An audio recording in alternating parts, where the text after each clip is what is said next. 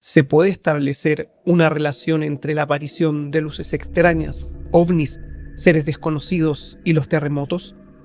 ¿Hay alguna correlación entre el hecho de que Chile sea un país altamente sísmico y que registre uno de los mayores números de avistamientos de ovnis en el mundo? Otros se preguntan si han realizado investigaciones serias sobre este tema. Los investigadores creen que en las zonas cercanas a las fallas geológicas, la tensión de las rocas produce unas misteriosas bolas de luz. Se trataría de plasmas de gases calientes ionizados, que dada su carga eléctrica, se moverían erráticamente por las inmediaciones.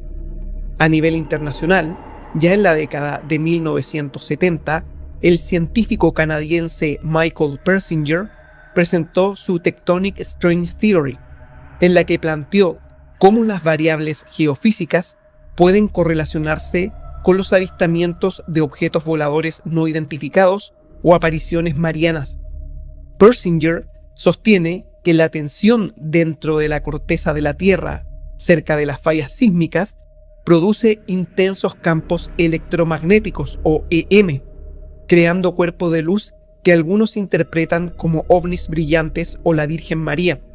Alternativamente, argumentó que los campos electromagnéticos generan alucinaciones en el lóbulo temporal sobre la base de imágenes de la cultura popular, de naves extraterrestres, seres, comunicaciones o incluso criaturas. Sin embargo, más allá de estas explicaciones científicas, existen numerosos testimonios de personas que aseguran haber presenciado luces extrañas, figuras humanoides y fenómenos aéreos anómalos, justo después o incluso antes de terremotos, erupciones volcánicas o tsunamis. Estos relatos, muchas veces provenientes de zonas rurales o aisladas de Chile, coinciden en describir presencias inexplicables en el cielo o en la tierra, lo que mantiene viva la pregunta sobre si hay algo más detrás de estas coincidencias entre desastres naturales y fenómenos desconocidos. Además, este tipo de reportes no se limitan solo a Chile. En Japón, tras el devastador tsunami de 2011, muchos sobrevivientes relataron apariciones de figuras fantasmales, sombras misteriosas e incluso encuentros con lo que describían como almas errantes, lo que sugiere que en diversas partes del mundo las catástrofes naturales parecen ir acompañadas de fenómenos difíciles de explicar. En abril del año 2015, una suscriptora, a quien llamaremos Sandra para proteger su identidad, vivió una experiencia que hasta el día de hoy no ha logrado olvidar. Tenía 20 años en ese entonces. Hoy, con 30, aún recuerda cada detalle, como si hubiese ocurrido el día de ayer. Todo comenzó aproximadamente un mes después de la erupción del volcán Villarrica, y para ella, eso no es coincidencia. Sandra, nacida y criada en Villarrica, relata que los hechos ocurrieron en el sector de Pichilafquén, un lugar rodeado de bosques, donde viven sus abuelos. Fue un fin de semana entre el 17 y el 19 de abril, cuando todo cambió. Había ido de visita para acompañar a su abuela, como tantas otras veces, sin sospechar que esta sería diferente. Recuerda que llegó temprano, cerca de las 11 de la mañana del viernes. El día transcurrió con total normalidad. Sin embargo, al caer la tarde, su abuela le pidió que fuera a buscar unas mermeladas donde una vecina, quien vive a varias cuadras, una mujer que tiene un pequeño negocio de comida artesanal. Sandra fue, y al regresar, el sol comenzaba a esconderse detrás del bosque. Aún quedaba algo de luz, y fue entonces cuando lo vio. Al principio, pensó que era un dron, algo relativamente común por esos días, pero a medida que el objeto se acercaba, se dio cuenta de que aquello no era tecnología, ni nada que pudiera conocer. Lo describe como un murciélago gigantesco. Se deslizaba lentamente por el aire, como si estuviera planeando, sin emitir sonido alguno. Tenía el tamaño de un automóvil grande. De pronto descendió en línea recta a una velocidad sorprendente. Fue en ese preciso instante cuando pudo ver con claridad sus alas extendidas y su cuerpo oscuro, muy oscuro. La criatura desapareció entre los árboles, a unos 600 metros de distancia. Sandra, completamente impactada, corrió de vuelta a casa. Les contó a sus abuelos lo que había visto. Salieron a mirar, pero ya era de noche y no se atrevieron a ir más allá del patio. A la mañana siguiente, junto a su abuelo, que entonces tenía 70 años, y un vecino, fueron a revisar el lugar, pero no encontraron rastros ni huellas, nada de nada. Sin embargo, lo más perturbador aún estaba por venir. El domingo, antes de regresar a Villarrica, Sandra decidió salir a caminar por el bosque cercano, acompañada del perro de sus abuelos. Fue un paseo tranquilo, hasta que de pronto el animal se detuvo, se quedó rígido. Algo lo había asustado, y entonces el bosque entero enmudeció. El canto de los pájaros, el sonido de las hojas, el viento, todo se detuvo, como si la naturaleza hubiese contenido el aliento. Y fue ahí cuando lo vio. Una figura de más de 2 metros de altura, que parecía una mezcla imposible, mitad ave, mitad humano. Sandra lo describe así. Parecía una especie de cosa gigante, mitad hombre, mitad pájaro. Su cuerpo era delgado, pero musculoso, cubierto por una especie de piel oscura. Sus alas, similares a las de un murciélago, se extendían al menos 3 metros de punta a punta. No tenía plumas. Su rostro era difícil de distinguir, pero lo que más recuerdo son sus ojos. Brillaban de un color rojizo intenso. Al verme, se elevó en el aire como una bala. Fue tan rápido que no pude reaccionar. No hizo ningún ruido, solo lo vi desaparecer entre las copas de los árboles. Y me quedé ahí, con una sensación de inquietud que no he podido olvidar. Un hombre, a quien llamaremos Eduardo para proteger su identidad, nos compartió una experiencia extraordinaria que vivió en el sur de Chile en mayo del año 2015. Todo ocurrió en Puyehue, aproximadamente 2 semanas después de la erupción del volcán Calbuco. La actividad volcánica había disminuido y Eduardo, que había pasado la emergencia en casa de unos familiares en Puerto Montt, decidió regresar a su parcela para comenzar la limpieza del lugar. Según relata, los hechos se desarrollaron durante 3 días consecutivos, 3 días que marcarían su vida para siempre. Era mitad de semana, el cielo estaba despejado, aunque el frío era intenso. Eduardo se encontraba al aire libre, retirando algunos escombros y desmalezando, ya que llevaba cerca de 2 semanas sin poder visitar su propiedad debido a la erupción. Cuando el sol comenzó a ocultarse y las primeras estrellas aparecieron, se tomó un momento para descansar y observar el cielo. Fue entonces cuando algo llamó poderosamente su atención. Una estrella comenzó a moverse. Primero, pensó que podía tratarse de un satélite, o quizás de un avión, pero pronto se dio cuenta de que no era nada convencional. El objeto cambiaba de dirección, se detenía, luego volvía a moverse, como si tuviera conciencia, como si lo estuviera observando. En ningún momento sintió miedo. De hecho, al principio todo le pareció fascinante. Intrigado, regresó a su casa. Tomó una linterna y volvió a salir. El objeto seguía ahí, suspendido en el cielo nocturno. Decidió apuntarlo con la linterna y para su sorpresa el objeto respondió. Emitió destellos, señales de luz, hasta que de forma repentina su brillo se intensificó de manera deslumbrante y luego descendió en picada hacia el bosque hasta desaparecer. Fue en ese momento cuando el asombro se transformó en inquietud. Eduardo sintió un escalofrío. Algo dentro de él le decía que regresara a casa, y así lo hizo. Llamó a su familia en Puerto Montt para contarles lo que había visto, pero le respondieron que probablemente se trataba de algún avión o un fenómeno atmosférico. Pero Eduardo sabía que no era nada de eso. Al día siguiente, algo extraño volvió a suceder, esta vez a plena luz del día. Mientras trabajaba en su parcela, notó una formación de nubes particularmente inusual en el cielo. Al observar con más atención, vio cómo grandes esferas luminosas se deslizaban de una nube a otra, en completo silencio.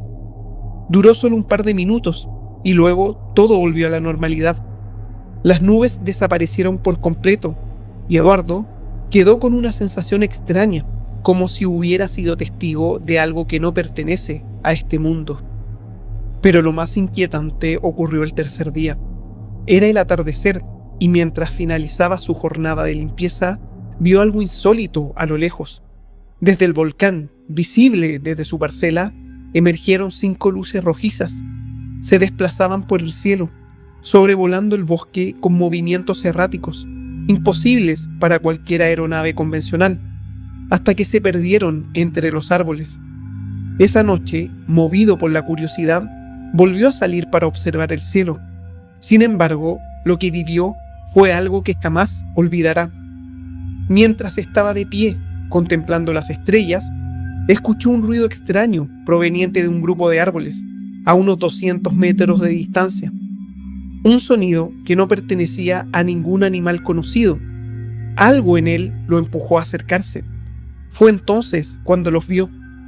De entre las sombras surgieron 2 figuras gigantescas. Eduardo se detuvo, paralizado por el terror. Las entidades medían más de 2 metros, y aunque no podía distinguir sus rasgos con claridad, sintió que emitían una especie de comunicación, una especie de conversación en un idioma completamente irreconocible. Aterrado, Eduardo dio media vuelta y corrió con todas sus fuerzas. Al llegar a su casa, revisó los alrededores, pero las criaturas ya no estaban. Y entonces algo aún más extraño ocurrió. Se dio cuenta de que nada eléctrico funcionaba, ni las luces, ni los aparatos. Todo estaba apagado. Un leve zumbido proveniente del exterior lo hizo asomarse por la ventana, y fue ahí cuando lo vio. Un enorme objeto, con forma de huevo, sobrevolaba lentamente los árboles. Emitía una luz intensa, casi cegadora. Flotaba en silencio y se desplazaba en dirección al volcán, hasta que finalmente desapareció. Eduardo, en estado de shock, se dejó caer en su cama y se durmió profundamente, como si su cuerpo necesitara escapar de lo vivido. Al día siguiente, todo volvió a la normalidad. Llamó a su familia para contarles lo que había pasado, pero decidió no avisar a Carabineros. Temía no ser creído, o peor aún, que lo tacharan de loco. Hoy, 10 años después, Eduardo sigue sin encontrar una explicación para lo que vivió, pero no ha dejado de pensar en una hipótesis, una posibilidad que cada vez suena menos descabellada para él. Yo creo que bajo nuestros volcanes, especialmente en el sur, hay una base de algo que no conocemos. Menque es una pequeña localidad ubicada a menos de 20 kilómetros de Tomé, en la región del Biobío. Rodeada de naturaleza, fue en algún tiempo un polo importante de la industria maderera. Hoy, sin embargo, solo quedan las ruinas de viejos aserraderos y el eco de ciertos relatos que estremecen a quienes los conocen. Una suscriptora del canal, a quien llamaremos Lorena para proteger su identidad, nos compartió una inquietante experiencia vivida en ese lugar.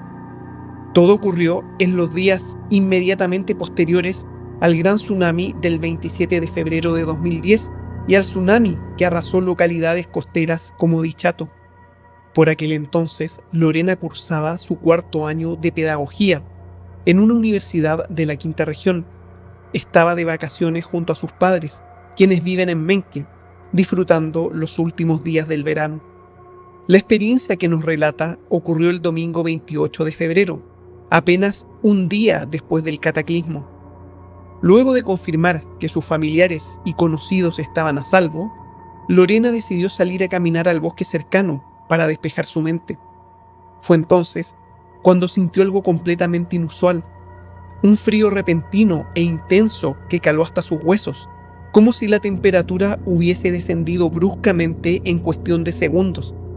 Se detuvo, confundida, y al levantar la vista notó una esfera de luz muy brillante flotando sobre los árboles a lo lejos. El fenómeno capturó toda su atención, hasta que de repente la luz desapareció entre las copas del bosque. Solo unos segundos después, una nueva luz apareció, esta vez una forma ovalada y dorada que parecía flotar a solo unos pocos metros de ella. Lorena se asustó. Comenzó a caminar de regreso a casa, y lo más extraño fue que la luz parecía seguirla. Cuando ella se detenía, la luz también lo hacía. Sentía que la estaban observando, hasta que de forma repentina, aquella luminiscencia brillante desapareció, sin dejar rastro. Con el corazón acelerado, corrió a su casa y le contó a su familia lo que acababa de presenciar. Su padre, preocupado, decidió acompañarla para revisar el lugar. Al llegar, ya no había rastro de ninguna luz. Sin embargo, mientras observaban los alrededores, vieron algo que jamás olvidarían. A unos 300 metros, una figura completamente negra atravesaba el campo. Avanzaba rápidamente y parecía flotar sobre el suelo. Ambos se quedaron paralizados. La silueta era alta, oscura, y una característica en particular los dejó sin aliento. Tenía unas enormes alas, similares a las de un murciélago. El terror se apoderó de ellos. Lorena y su padre no esperaron a que aquella extraña criatura se acercara. Corrieron de vuelta a casa, sin mirar atrás. Hasta el día de hoy no encuentran ninguna explicación lógica para lo que vivieron. Ambos eran personas escépticas, ajenas a cualquier creencia en lo paranormal, hasta ese momento. No saben con certeza qué fue lo que vieron, pero están convencidos de que aquella figura alada no era de este mundo.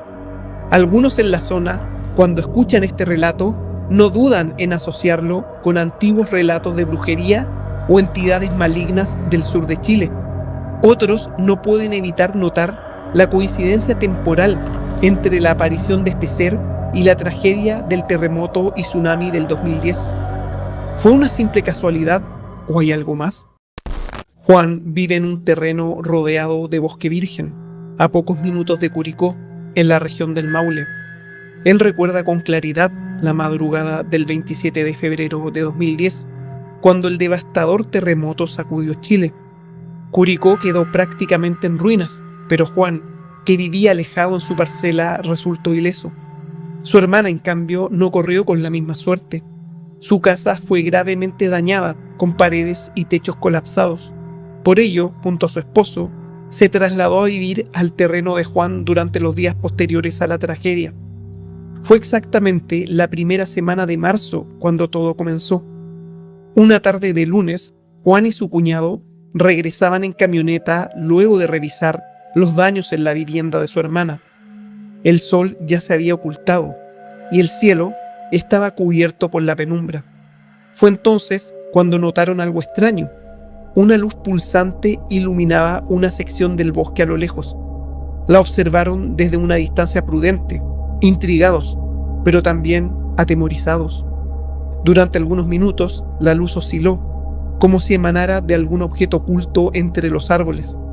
Finalmente, desapareció de forma repentina. Ambos hombres se preguntaron si podría tratarse de un vehículo, alguna maquinaria, o incluso personas trabajando con luces potentes. Decidieron detener la camioneta y adentrarse en el bosque para investigar. Por fortuna, Juan siempre llevaba una linterna de alta potencia. Guiados por ella, se abrieron paso entre los árboles hasta llegar al sitio de donde provenía la luz, pero no encontraron nada. Fue entonces cuando el entorno cambió de forma repentina. Una niebla densa, que parecía surgir de la nada, comenzó a cubrir el lugar. Era espesa, de un blanco opaco, como humo, pero sin olor alguno. En cuestión de segundos, todo quedó sumido en un silencio absoluto. Y fue en medio de ese inquietante silencio que todo empeoró. El cuñado de Juan gritó, señalando hacia un pequeño claro, a unos 300 metros de distancia. Juan apuntó su linterna en esa dirección y lo vio. Una estructura tubular enorme, de aspecto metálico, descansaba parcialmente sobre el suelo. Desde ella, una luz verde fosforescente comenzó a emanar suavemente, envolviendo el lugar en un resplandor antinatural hasta desvanecerse. Paralizados por el miedo, los hombres contemplaron en silencio mientras una figura oscura y alta emergía entre los árboles. Portaba una especie de vara o instrumento que emitía una débil luz verde. Intentaron apuntarla con la linterna, pero al hacerlo, la figura desapareció al instante. como si jamás hubiese estado allí. Alarmados, corrieron de regreso a la camioneta y mientras huían, miraron hacia atrás. Lo que vieron los dejó sin aliento. En el lugar donde antes estaba la estructura cilíndrica, ahora se erguían varias figuras humanoides altas, delgadas y de aspecto sombrío. No se distinguían sus detalles claramente, como si fueran hechas de sombra o camufladas con el entorno. Pero había algo que no podían ignorar. Todos tenían ojos rojos brillantes que los atravesaban desde la oscuridad.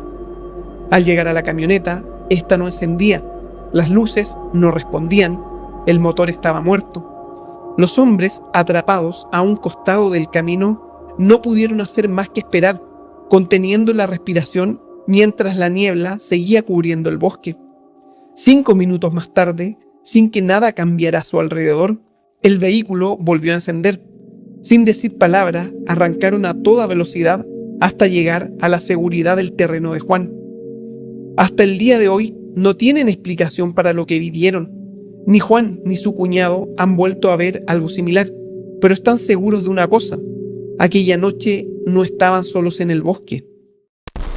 2 días antes del devastador terremoto del 27 de febrero de 2010, algo muy extraño ocurrió a las afueras de Lebu, en la región del Biobío.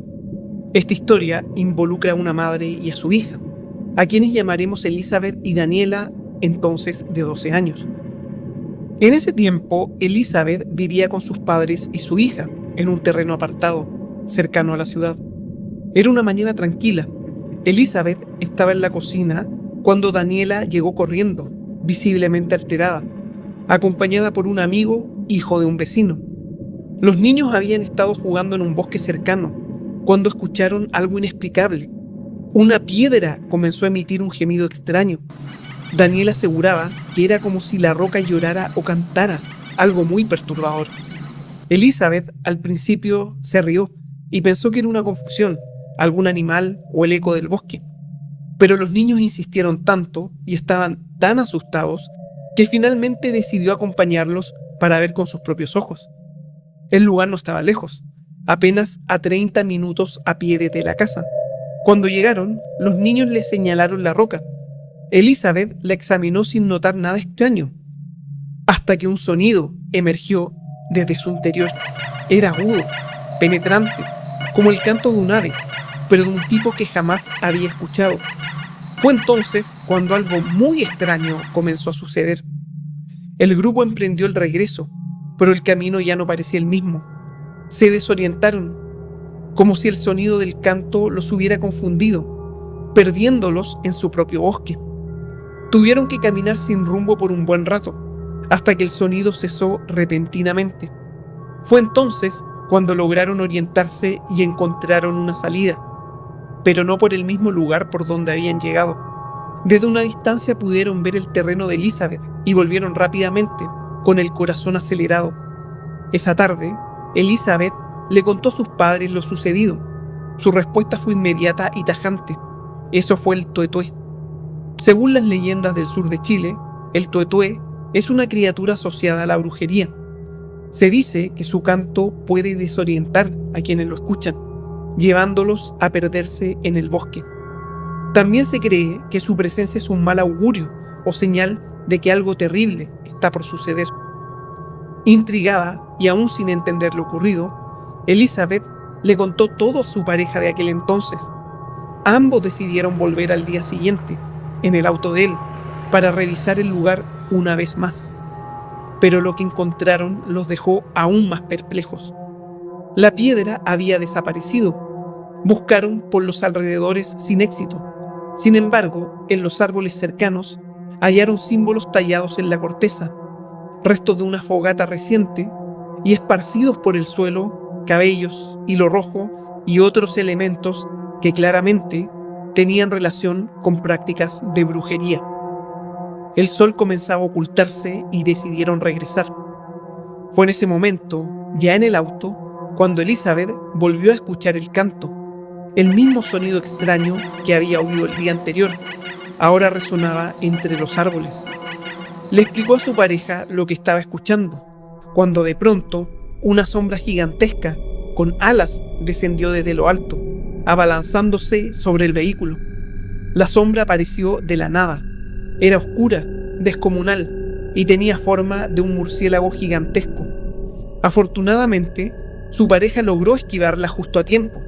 Se detuvieron sin atreverse a salir del auto. Desde el interior, observaron con horror cómo la sombra se elevaba lentamente y desaparecía entre las nubes nocturnas, envuelta en un silencio sepulcral. Esa noche, profundamente alterados, contaron todo a la familia de Elizabeth, y nuevamente la respuesta fue clara: obra de brujos. Eso era el tuetué. Pero lo más inquietante aún estaba por venir, porque esa misma noche, en la madrugada del sábado, ocurrió el gran terremoto de Chile. Estos casos, tanto en Chile como en otras partes del mundo, nos llevan a cuestionar los límites de lo que la ciencia puede explicar y lo que aún permanece en el terreno del misterio. Los informes sobre luces extrañas, entidades desconocidas y avistamientos inusuales en lugares como Lehu, Menque, Curicó, Calbuco o Villarrica, muchos de ellos ocurridos tras eventos sísmicos o volcánicos, abren la puerta a una discusión más profunda. ¿Son simples efectos de fenómenos naturales mal interpretados o estamos ante manifestaciones que escapan a nuestro entendimiento actual? Frente a estos sucesos, cada persona está llamada a tomar una postura. Puedes optar por una versión escéptica, apoyada en teorías geofísicas y explicaciones psicológicas, o bien abrirte a la posibilidad de que algo desconocido esté interactuando con nuestro mundo en momentos de alta conmoción natural. Sea cual sea tu postura, lo cierto es que estos eventos siguen ocurriendo, siguen siendo reportados y sobre todo siguen despertando la misma pregunta de siempre: ¿estamos solos o simplemente no estamos prestando suficiente atención? Si este video te gustó, dale like, suscríbete y compártelo en tus redes sociales. Eso me ayudaría mucho para seguir subiendo este tipo de contenido. Recuerda hacer clic en la campanita para recibir un mensaje cada vez que suba un nuevo video y comentar este y cada uno de mis videos. Nos vemos muy pronto.